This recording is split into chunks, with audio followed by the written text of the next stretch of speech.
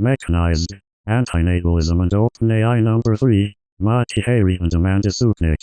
How intelligent is artificial intelligence when it comes to anti-natalism? We asked the OpenAI chatbot some simple questions and received interesting answers. Hello, my name is Matti Häyry. I am an anti-natalist philosopher. And my name is Sukenick. I am an anti-natalist activist. So Amanda, in the first episode of mechANized, we warmed up by asking the bot a few questions of definition with mixed results. In the second episode, we went on to ask some real-life research questions from one of my project bids. That was more rewarding, although the bot's responses were again interesting. They provided nice discussion starters. I think that this, the third episode, will be the last in this series that we do for the time being, because we already have the next big show in the pipelines. I understand that you'll reveal its name at the end of today's podcast, so audience, stay tuned. Is that right, Amanda? Yes, all will be revealed. In the meantime, what do you have in mind today? We could first return briefly, or not so briefly, to one of the questions that we left unanswered in the last episode, and then see how it goes. We may or may not have time for a couple of other questions then, depends on how verbose we are this time. Would that be okay? Sounds like a plan to me. Full steam ahead. What did we leave unanswered? The one with antinatalists who do not go for non-human extinction. I took the liberty of formulating the question so that the bot would give the descriptive answer that I wanted it to give. And the question was, can some antinatalists condone reproduction in non-human animals? If so, on what grounds? Provide names. And the bot responded. Yes, some antinatalists may condone reproduction in non-human animals on the grounds that it is a natural part of the animal kingdom and may be necessary for the survival of the species. Prominent antinatalists who have expressed this view include philosopher David Benatar, author of the book Better Never to Have Been, and philosopher Jim Crawford, author of the book Confronting the Finitude. Wrong, I sense you protesting. But hear me out maybe. I can add something to that, and then we are in a better position to sort out what's descriptive and what's normative in this debacle. Alright? Okay, I'm happy to do that if that's where this gets us. Sure. Thanks. So I understand very little about all this, but I have tried to figure it out. You will no doubt correct the bot on David Benatar and Jim Crawford. I'll just say what I think I know. The bot is right, I think, in saying that there are people who call themselves antinatalists, even extinctionists, yet would stop short at annihilating all sentient life. In fact, I know this because I call myself an antinatalist and argue in a recent paper with qualifications that it might be wise not to mess with other species. That's the reason identified by the bot. But in addition, there are misanthropic arguments for human antinatalism and extinction. Homo sapiens is a curse to Mother Nature, and we should go away and leave the planet to other species, which will then live in harmony ever after, the lion resting with the lamb, with maybe the background idea that the most evolved and enlightened humans will be there too. I don't know. That's how our minds sometimes seem to work. Or maybe I'm being unkind, and the misanthropic antinatalists are sincere in their quest to leave nature alone. But that's enough from me. How would you rate the bot's ramblings and mine? Okay, thanks very much, Matti. Well, where to begin? How do I end up not writing a novel trying to answer this? First, I would like to point out that while part of my original unanswered question did indeed have to do with sentient extinction concerns, I had really only meant for part of the question to be about any of that. Yes, sentient extinction is one way in which antinatalism and some antinatalists condone the reproduction of non-human animals, but that's not the only reason why some of them do so. There is also the tremendous debate regarding the relationship between antinatalism and veganism, and I think there are some fundamental questions to consider here as well. Okay, and? So let's start with the fundamental questions first. My baseline concerns are these. Outside of any duty to do anything at all, is antinatalism against some birth or all birth? Is the issue life? Is the enemy DNA? Is reproduction as part of the sentient condition negative? Again, removing talk of duties of any kind, be it changing one's dietary practices or condoning sentient extinction, There are real questions I would like to see antinatalism be able to contend and engage with better than what antinatalists at large seem to currently be able to do. That's fair enough, I suppose. Before we move on, though, I'd like to make something else clear. I think trying to pinpoint what antinatalism is in its purest form is of utmost importance, but I'm not in the business of taking anyone's antinatalism away from them if they don't fit some mold. Too many people try to do that to me, and so I try to be careful not to do it to anybody else, and that's not what any of this is about. My first rule is to make decisions based on what is best for the unborn, and the unborn are best served by embracing the diversity of antinatalist thinking, and I am dedicated to that, even when I disagree. Sounds good. So now with the fundamental questions and my clarification out of the way, I think now it's best to now acknowledge that what we are left with is at least two separate huge conversations. One to do with the connection between antinatalism and veganism, and the other to do with sentient extinction. For the sake of order and brevity, I would like to propose we address the veganism area of the debate in the next separate question for the bot. This concern deserves its own space, and both of us have a lot to say on that subject alone. Sound okay? Yes, good plan. Alright, so finally, with all that out of the way, let's finally get to some sentient extinction. This is a giant subject. No way we'll get to all of it here. As per my above clarification, yes, of course the bot and you are correct. An antinatalist, even an extinctionist antinatalist, can stop short of eliminating all sentient life and still be an extinctionist antinatalist. Okay, that's perfectly fine. Good. Can some antinatalists condone reproduction in non-human animals? Yes, of course they can, and they do it all the time for the sake of their carnism and for their notions about nature. It is my belief that in doing so, they only ever address a small percentage of what antinatalism encompasses.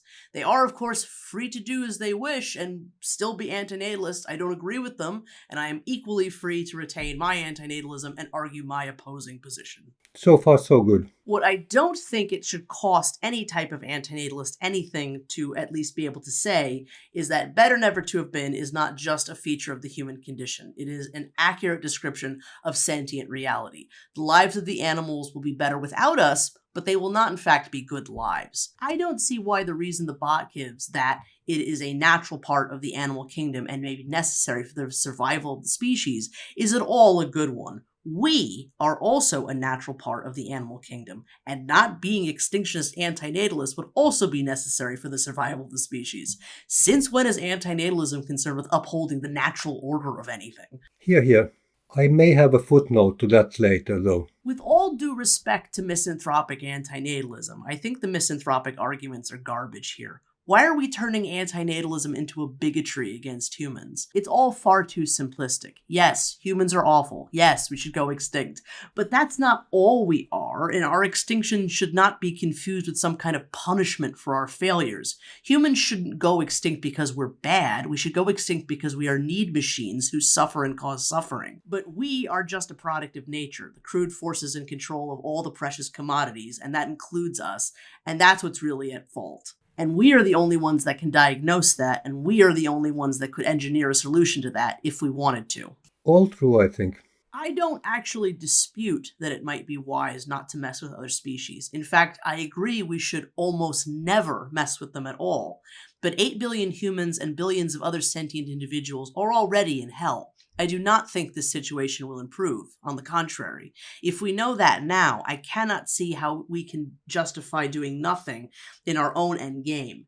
It's very likely that there will come a point where all the needs here on planet Earth are already so frustrated that sentient euthanasia will be the kindest force possible. If our goal is our own departure, then thoroughly questioning what is or isn't a dereliction of duty to the rest of sentience is a question that I think any extinctionist needs to take seriously. I don't think it's something we can ignore when considering our own end. Because of them, our extinction likely does not come for free. If we make the decision to do nothing to help them escape, I think it's perfectly reasonable for me to ask, would we be making the decision to do nothing for their benefit or for ours? And how dare we? It'd be like liberating adults from the death camp and leaving the children behind. How can that possibly be how the story of ethics ends? I have no disagreement with any of that. It just depends, I believe, on the angle from which we approach the issue. What your excellent reflections make clear is that extinctionists who believe that reduction of pain is our primary goal have no reason not to extend that outside our own species. It's just that there are other philosophical views about our primary goal. For Aristotelians, our purpose is to live, find nutrition and shelter, reproduce and seek knowledge. For Kantians, our duty is to respect humanity in ourselves and in others. These philosophers don't believe that negative utilitarianism, the theory on which your analysis seems to be based, is all that there is to humanity and morality. Now, if these essentially anthropocentric philosophers can somehow come to at least anti-pronatal conclusions, I suggest that we welcome them to the party with open arms. We may have to grind our teeth a little, but anything for the cause. This, of course, assuming that they do more good than harm to it. And I believe that some of them might. And I may be wrong. This is not a simple equation. We'll have to write the novel about it at some point. Yes, and we may very well eventually have to. And yes, I understand. Well, I don't claim to know much of anything at all about Aristotelians or Kantians, or all that much about utilitarians for that matter either. I didn't know what a normative theory was until about 2 years ago. But I'm learning, and I've come a long way to understand and accept why it's necessary to measure all these different perspectives, exhausting though it is. I just sure hope everyone can figure it out before the future throws all of sentient welfare into the toilet. I'm not looking forward to the slow flush. I only know of 2 or 3 antinatalists who flirt with Aristotle on the weekends, but there certainly are quite a lot of antinatalists who are deontologists, so maybe there is some hope. As for these anthropocentric philosophers you have in mind, I've certainly never kept anyone out of the antinatal party, to the chagrin of many. I operate the widest tent in the antinatal circus. Everyone is welcome. Come one, come all. Just to quickly close out by addressing the 2 people the bot named. I don't think David Benatar ever said anything like that. I don't know. I don't want to speak for him. He does think that animal interventionism is utopian, but I suspect at least that if some reasonable solution to ending sentient presented itself to him, that he would not be against it.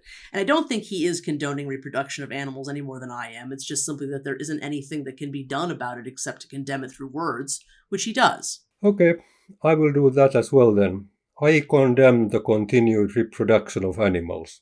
There. Excellent. And in absence of any real paths forward, that's really all I want. Jim Crawford is an old friend of mine. He's not a philosopher, and he's not the author of Confronting the Finitude, whatever that is. He's a short-order cook, the father of 2, and author of the 2007 semi-autobiographical book Confessions of an Anti-natalist, which I highly recommend to anyone listening. I knew him originally as Metamorph on YouTube, and he was likely the very first person to make a video saying the word anti-natalism in 2007. For some years, he was a regular character in anti-natalist response video conversations, but sadly deleted most of his videos in 2014 or so, and has been mostly inactive since. I sincerely don't remember if Jim ever said anything about animals at all. Anyway, always nice to see his name brought up, but the bot has no idea what it's talking about. I see. So, given the tag to provide names, the bot selects a couple of people who have said something about antinatalism and hopes that they may have said something about non-human extinction too. Good old college essay writing approach. Didn't work this time, Amanda marking. But now it's time for your leading question to the bot, and it is... Is there a connection between antinatalism and veganism? And do antinatalists have a duty to be vegans? And that was leading all right. I have a feeling that the bot will sink even deeper now, but we'll see. What did it have to say? While there is some overlap between anti-humanity, and veganism since both reject animal cruelty, there is not necessarily a direct connection between the two. Ultimately, it is up to individuals to decide whether they wish to pursue veganism or other lifestyle choices, and this choice cannot be imposed upon antinatalists or any other group. It is important to recognize that while there may be some overlap between the 2 philosophies in terms of rejecting animal cruelty, they are ultimately distinct movements. Matti, I would like to let you go first on this one, but a super quick note to our audience before you do.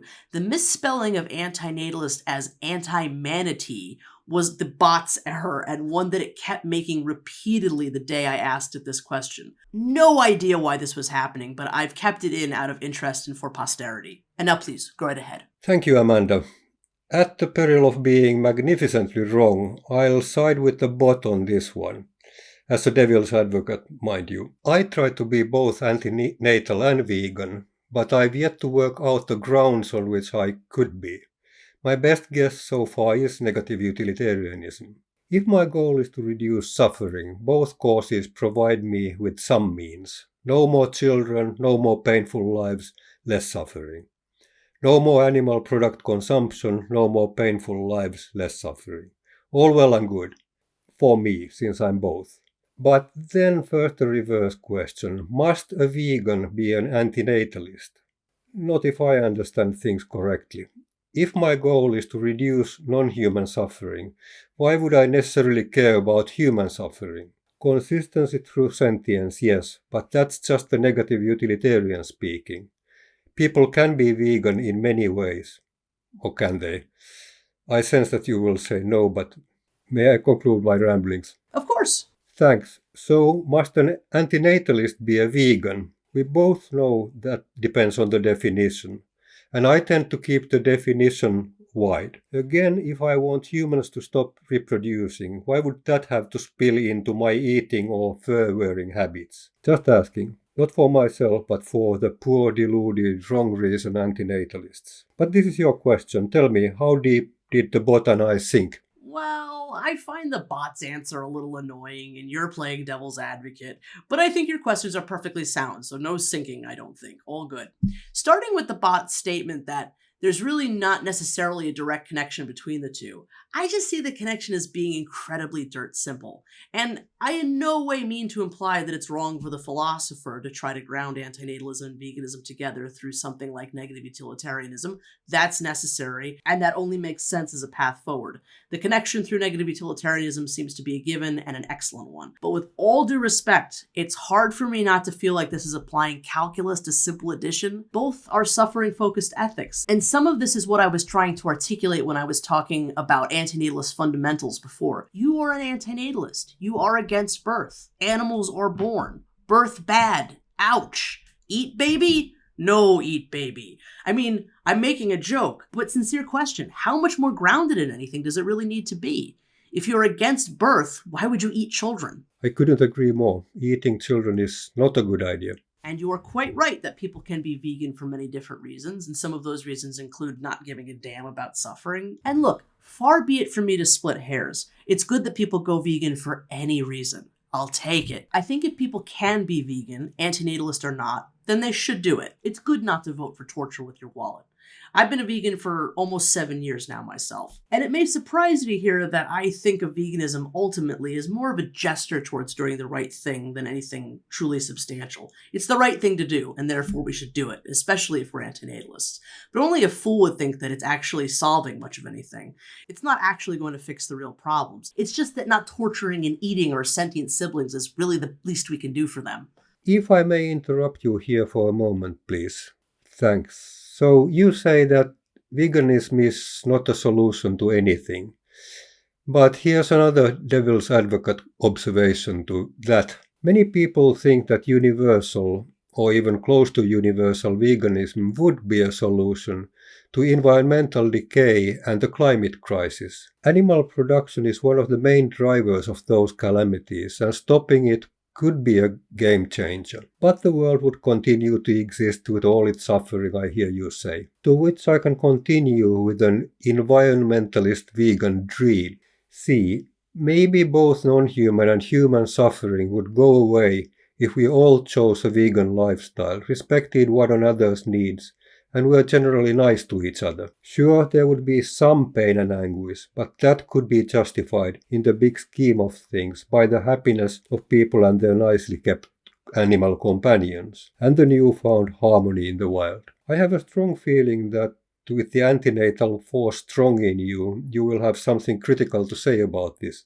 But could you honor me with a response before we go back to the rest of your remarks on the bot's answer? Who are you and what have you done to Matti Häyry? But of course I will. Thank you for your question. If I thought for a moment that a vegan world was achievable, then my feelings towards veganism being more than gesture in the right direction would change. Yes, certainly. If you somehow ended animal production tomorrow, it would change the world. Yes, it would solve a lot of problems. Yes, it would do a lot of good. Not all the good, not even close, but yes, lots of it. If it is at all possible, it's not going to happen by changing everyone's minds. That's hopeless in my book. It would take something truly massive to cause that kind of shift. And I don't think it would be through respect for anyone's needs and niceness. I fear the only way I see most of the world going vegan is by having nothing to eat. So I'm too pessimistic to believe that we can achieve a vegan world, and I don't think without good reason. I'm not sure that dream is any more real than the red button, actually. And part of why I think that, incidentally, is from reading your own work. Most of our audience doesn't yet know just how much animal rights work you've actually done, but your 2020 paper, Causation, Responsibility, and Harm, How the Discursive Shift from Law and Ethics to Social Justice Sealed the Plight of Non-Human Animals, which I highly recommend people read, by the way, sealed the lid shut on a lot of what optimism I still had left. We aren't moving in a good direction for the animals, or for ourselves. I'm sorry to hear that my article robbed you of the hope you had. Or am I? I'll have to look at the article and see what I said. If it still looks defensible, then I suppose I should be glad to hear that it had the desired effect. But be that as it may, I interrupted your reaction to the bot's answer. And you were saying? No worries. Anyway, I have no problem with people having an addiction to something that they can't shake. That was my own problem for a long, long time. I couldn't let it go, and I have every sympathy for that. So for me personally, I see no problem with a carnist anti-natalist who can at least articulate why eating animals is wrong. I'm much more interested in what comes out of people's mouths than what goes into them. I would rather people be able to speak vegan even if they themselves can't perform it. We need the memes on animal consumption to change first, more than we need to hound weak, fallible, addicted individuals to change, I think. Yes, agreed. The bot is right when it says that ultimately it's up to individuals to decide whether they wish to pursue veganism or other lifestyle choices. Sure, but who's imposing? There's a strange hostility in the way the bot answered its question there, as if it's telling me it'll eat bacon if it wants to. I didn't pick up on that one, but yes, it's there. Perhaps we should have adjusted the temperature again, whatever it means, better. There was more salt than heat in that answer, but you might be right. As for your question, must a vegan be an anti-natalist?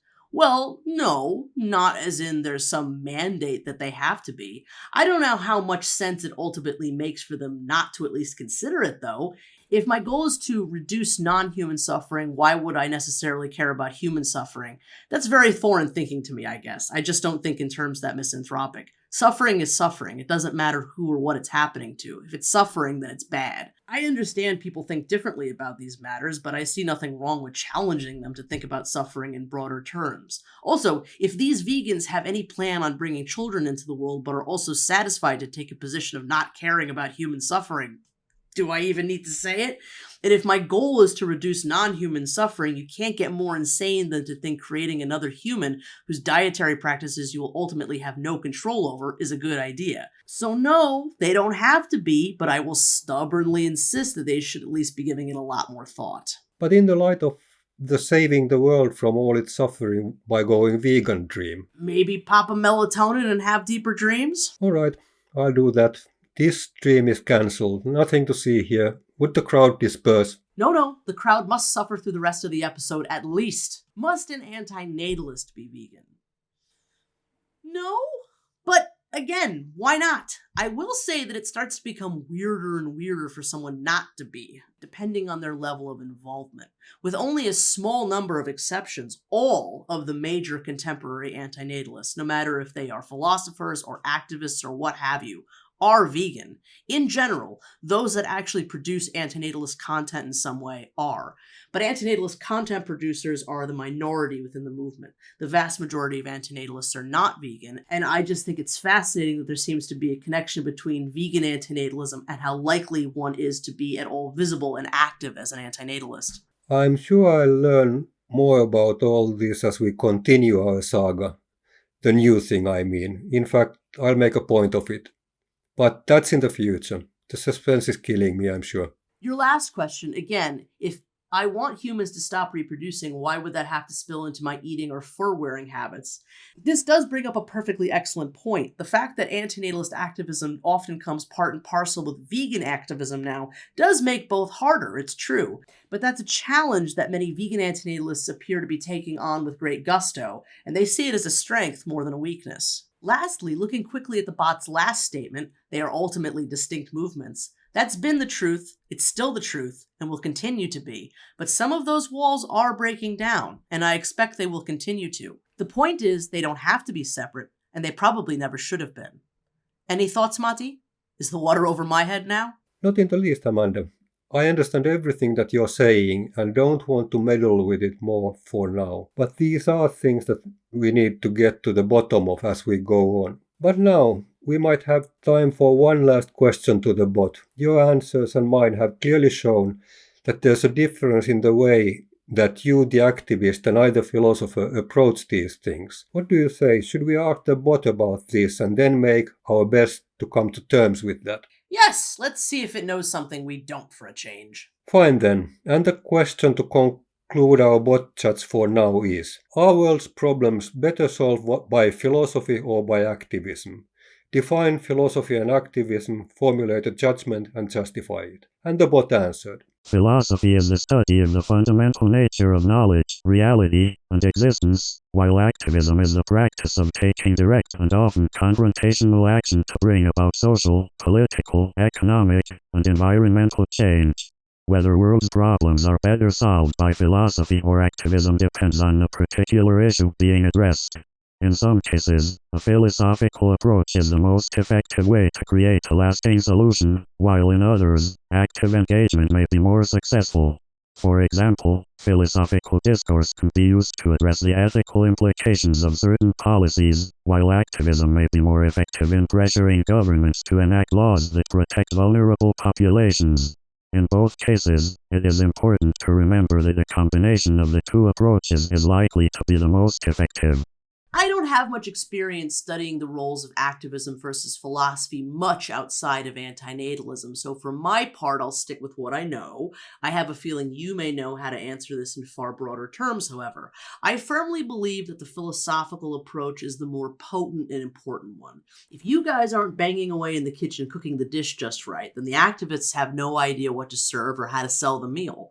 Of course, activism can happen independently of any knowledge of philosophy, but that's never really been the case for whatever antinatalist activism is, not since Benatar anyway. It's always had at least some semblance of a connection to the work of antinatalist philosophers.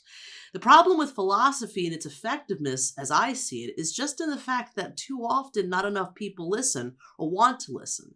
This isn't made any easier by the fact that people really don't want to seem to listen to philosophers who might make them depressed. In nearly 4 years now of interviewing philosophers on the Exploring Antinatalism podcast, I've learned many things, and one of them is, you guys work so hard, only to have a tiny number of people ever look at any of the fruits of your labor. But activists can sometimes help with that, because we are listening, we are galvanized, and occasionally we know how to get the food out the door and onto people's tables without spilling everything everywhere. You are being far too kind to philosophers, Amanda. We are normally a rather useless lot. David Benatar is a rare exception, and there are a couple of others, but I would like to create a special category for them, maybe of philosophical activists, if that makes sense. Philosophical activists then would be the people you are talking about, cooking the meal for you to be served. Philosophical passivists like myself, on the other hand, just watch the meal preparations with our hands in our pockets, occasionally making a critical comment. Too much salt, don't boil that lettuce, why don't you use basil instead of coriander? When philosophical passivists have completed their inane observations, they climb the stairs to their ivory tower and write a cookbook. It has very little to do with the practicalities in the kitchen, let alone the outside world, but it brings them academic fame and fortune. But how about the bot's views on activism? I'm sure the definition of activism the bot gives is perfectly fine when describing most kinds of activism, but if that's what activism is, I'm not sure what I've been doing the last 12 years. I haven't done too much of what it would describe as direct and often confrontational. Sure, I hung out with Stop Having Kids for 2 days, held up some signs, and politely talked about antinatalism with people on the street. I certainly have made a very upsetting movie that played in some film festivals, and I did scare the living hell out of a few people performing parts of it live once. I'm not sure if all that was art or activism or both. We would have to ask your friend Robin George Collingwood what he thinks, I guess. The bot describes a very stereotypical kind of activism, and the truth is, antinatalism has so far had very little of that. At least your impressive film is clearly art, and great art at that. But is it also activism? Tough one. Collingwood, the British philosopher you mentioned, would have said that attempts to influence behavior are not art. So assuming that you have wanted to make a difference, he would have called your work entertainment or magic. But that's only one philosopher's view. In fact, it's only been within the last 3 or 4 years that it's really had any of that at all. About 4 years ago, Vice wanted to make a documentary about British antinatalism. I was in close communication with them about it, trying to find them people and stuff to film. They wanted marches and protests and pamphlets and that kind of thing, but they eventually had to drop the project because there was nothing. Now, from Out of Speaker's Corner in London, we have the excellent Mr. Danny Shine with his megaphone, and we have Stop Having Kids in Portland with their billboards, and we have Child Free India and Raphael Samuel in India, but it's taken a long time to get there, and further evolutions are slow moving. This movement and its activism are still very much in its infancy. If you say so. But let me just note that the bot's definition of activism is so narrow that it excludes many social movements and their preferred approaches. The bot wants activism to be expressed in direct and confrontational action, like your British filmmaking friends. But there is more, of course. Civil disobedience must surely be counted as activism, although it's indirect and not necessarily all that confrontational. You sit in a bus on a seat reserved to some other people, maybe get arrested, maybe have some influence on general opinion, and eventually legal reform. And it could go further, if we don't choose to be purists about the definition of activism. Spreading information, making art, arranging meetings, even writing a pamphlet could be counted in. Except, wait a minute, would that let the philosophical passivist in again? I wonder, writing stuff, maybe. Interesting, I have painted myself into a corner here. You and I have had this conversation before, and I respect anyone who tells me that they are not an activist. I would never mean to impose such a title on you or anyone else. And perhaps maybe I am more so an activist than you, because after all, I would go outside on the street and hold a sign, whereas maybe you would not. But to actively defy procreation through the creation of antinatalist works for nearly 40 years, writing and thinking about this subject, insisting that it means something important philosophically to the world, that is so gloriously punk. It's really hard for me not to see that as a kind of activism. Most antinatalist activism happens behind closed doors. It's clerical work, it's translation, it's research, it's moderation, it's art making, it's speaking, it's writing. It's anything. It's the sheer act of in some way vocalizing antinatalism out into the world. When you represent an idea this suppressed, this rare, this difficult, this controversial, and this important, well, then maybe whether you're a philosopher at a university, or a vlogger on YouTube, or a person with a sign out on the street, maybe it's all just different flavors of activism. What do you think about that? You are right, of course, albeit too kind about my work. Although I must confess that preparing for Exploring Anti-natalism podcast episode 65, I was kind of feeling proud of myself. What a guy. How did he dare say that in a medical ethics journal? Was he mad or high on something? So yes, I accept your punk accolade with all the grace and humility I can muster. And when I hear you say all those things, I remember that I have been involved in the making of 2 rock operas that have something to do with childbearing, pronatalism and antinatalism. I suppose that is activism of sorts as well, according to the wide definition that we have now given it. On the other thing, I will have you know that on the 1st of May 2019, the last one before the pandemic, I was out in the streets of Helsinki marching in the anarchist phalanx, shouting anti-capitalist slogans to a drumbeat. Capitalism unfortunately is still with us, so that didn't really have the effect I had hoped for. Well, there is some evidence that both of our approaches are failing. In 2017, there was a researcher called Antinatalism who conducted a survey of antinatalists within various online communities during that time, particularly on Reddit and Facebook. And one of the questions in his survey asked ANs how many books on antinatalism they had read. A shocking 65.1% of all antinatalists surveyed had never read a book on antinatalism. And antinatalist videos didn't fare much better either. The vast majority of antinatalists seem to be getting their antinatalism through image-based memes. Quick, easily consumable, jokey, pessimistic little morsels, but go no deeper than that. They don't want to think too hard. They don't want to act too much. They want to laugh and be comforted. Oh dear. But I agree with the bot's last statement wholeheartedly. A combination of the two approaches is likely the most effective. I think that's the most correct thing the bot has yet said to us. It's the only way. And even combined, we might still lose. But if the antinatalist philosophers and the antinatalist activists work together, we can at least be sure we gave the unborn the best fighting chance that we could. Amen to that. And we'll start almost right away, or continue what we've been doing, or whatever. Time for your big revelations, I think. Yes, the time has come. Dear audience, thank you to those out there that have been listening to mechANized. We sincerely hope that you've enjoyed the show. Fear not. We aren't euthanizing mechANized for good, only putting it down for a nap, and in its place, an even more epic adventure is about to begin. Yes, see, when Amanda and I started our collaboration, preparing for episode 65 of the Exploring Anti-natalism podcast, we soon realized that we had too much to talk about to be squeezed into one episode of anything. And so we knew fairly early on that a sequel or spin-off of some kind would be inevitable. And in the months that followed, an absolutely mammoth effort began to grow. Today, we are so proud to finally reveal Hankikanto, falling into the antinatal abyss.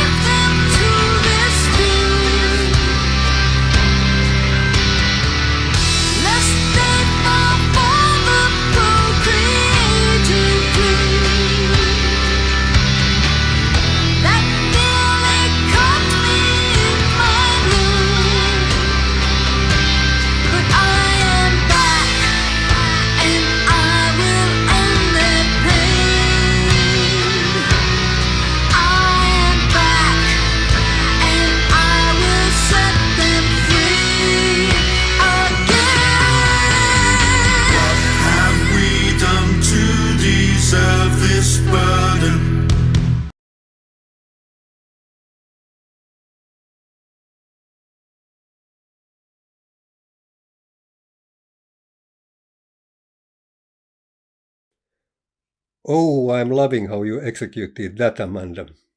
So, I fall into life's abyss, you rescue me with a dose of antinatalism, and together we save the world. Sounds just about right. What about the show then? Hankikanto in its entirety will be quite an odyssey, beginning with a multiple episode retrospective into the nearly 40 years of antinatalism in the work of Matti Häyry, from academia to rock opera, and from there, we'll move into all kinds of areas concerning antinatalism, animal rights, euthanasia, and much more. And Hankikanto falling into the antinatal abyss episode 1 on being antinatal before antinatalism premieres here on the Exploring Anti-natalism podcast YouTube channel on the 15th of March. New episodes of Hankikanto will be released monthly. And so for now, we bid you farewell here on mechANized, but we'll see you again soon with Hankikanto. Thank you for listening to mechANized with me, Amanda Sukenick, and me, Matti Häyry. Links in the description. All the best, and bye for now.